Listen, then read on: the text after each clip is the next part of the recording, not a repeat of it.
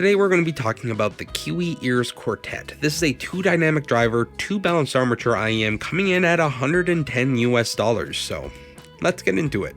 The shells are really quite nice. Like, I find this to be just gorgeous. That purple swirl look, oh man, just so cool. I really like the look of these. Purple is one of my favorite colors. This is just beautiful. Anyways, nozzle is 6.2 millimeters at its widest point. This is a somewhat large shell. For me personally, I did not find it uncomfortable, but it is a little bit on the bigger side. So just keep that in mind if you have very small ears. Ear hooks are comfortable enough. I didn't have any problems here. The cable is, it's okay. It's really not the best cable I've ever used, but it's definitely not the worst. It has a little tiny bit of memory, and it does have a bit of tangle, but it's, again, definitely not the worst. Yeah, came with 3 styles of tips to choose from, and your little selector here, because these do have tuning switches. So that little tool helps you move the switch. So yeah, 3 styles of tips to choose from. I always like to see when there's more than just one type of tip.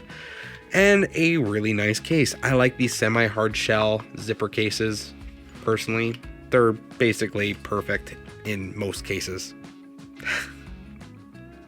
Anyways, yeah, build and accessories, I'll give this a pass. Overall, I think that it is fine. I would maybe like to see a little bit of a nicer cable, but for $110, I'm not complaining. 3 styles of tips to choose from, a really nice looking shell, and a good case. Pretty solid. Anyways, this is a pass. How do they sound? So, again, these do have tuning switches, as you can see here.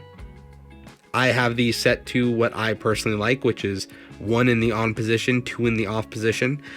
Because, yeah, the tuning switches, they seem to primarily impact the upper mids and treble. More than anything for me. That's how I perceive it. And well, let's start with just saying I asked for this IEM because of one of the settings with the 1 on and the 2 off. These are tuned in a very nice, warm, enjoyable way for me, and I like it. I really like it with that tuning configuration and foam tips. I find this IEM personally really benefits from foam tips. It's one of those IEMs that the treble, for whatever reason, with silicone tips, I just couldn't get it right, but with foam tips, just smooth, delicious, love it. Yeah, the bass is very thick, very enjoyable. For someone like me who likes their upper bass and their lower mids, this has that thickness there. Maybe a little bit more than I would personally consider neutral, which is fine. It's just a nice coloration to the sound. But again, I like that coloration. I like that slightly warm tilt feel that I don't know, it's easy to listen to. Bass guitar is a little bit bloomy in the mids, but again, I like that. That's something I personally enjoy, especially with spatial audio settings. And yeah, okay, I'll just get into that right away here. I was testing this with with the i5 Go Blue Air that I was sent to review as well. I don't even know if I get to keep this thing or not. I have no idea, but I kind of want to because of the X space setting. The spatial setting on this is a very nice pairing with this IEM. And for whatever reason, for me personally, anytime I use like spatial audio type stuff, whether it be the AirPods Pro 2 or stuff like this i5, I always find those like spatial settings, the soundstage enhancers, all those things, I find personally they kind of make things sound a little brighter. And it's nothing to do with the frequency response, because I've measured with the settings turned on and off. I've measured it, and especially with this i5, like, it doesn't change the frequency response. What it does do, it does a little bit of crossfeed. I know that much, but I don't know what else it does. I have no idea. That said, for whatever reason, with those X bass settings on, I just love the sound of the bass on this. It just really, really makes things clearer and just more, I don't know, yeah, it's just with the thickness of this IEM with the X space of the i5, it just sounds so good. So yeah, the bass, personally, again, I like it, but I like more of that warm lower mid upper bass presence that a lot of people might not enjoy. So just, you know, be cautious of that. If that's not you, if you're not someone who enjoys that warmth, yeah, this might not be the IEM for you. Going into the mids, again, like I said, the mids are a little bit on the warmer side on this IEM, which I personally enjoy.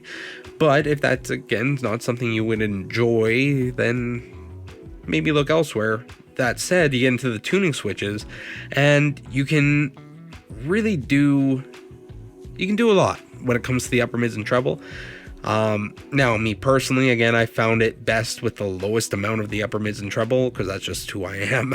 But a lot of people like more than me. I'm going to say the majority of people like significantly more upper mids and treble than me. So the ability to kind of boost that up and down as you see fit is nice. And I would say that the lowest point, the point that I have chosen, I wouldn't want it to go any lower. So I think the range that they have accomplished with these tuning switches is actually useful and good. So yeah, and then to talk about the treble really quick, the treble, for me personally, with silicone tips, I found it a little bit splashy, a little bit sizzly for me. So I personally, again, I enjoy foam tips with this IEM. I find the foam tips with this IEM just smooths everything out. It makes it sound super enjoyable for me. So yeah, at the end of the day, I enjoyed this best with the 1 turned on, the 2 turned off, with foam tips, and using the X space / bass setting on the i5 Go Blue Air. That is how I enjoyed this IEM the most, and I really do enjoy listening to this IEM, actually, especially with those settings. It's just something about those like soundstage enhancing settings with this IEM.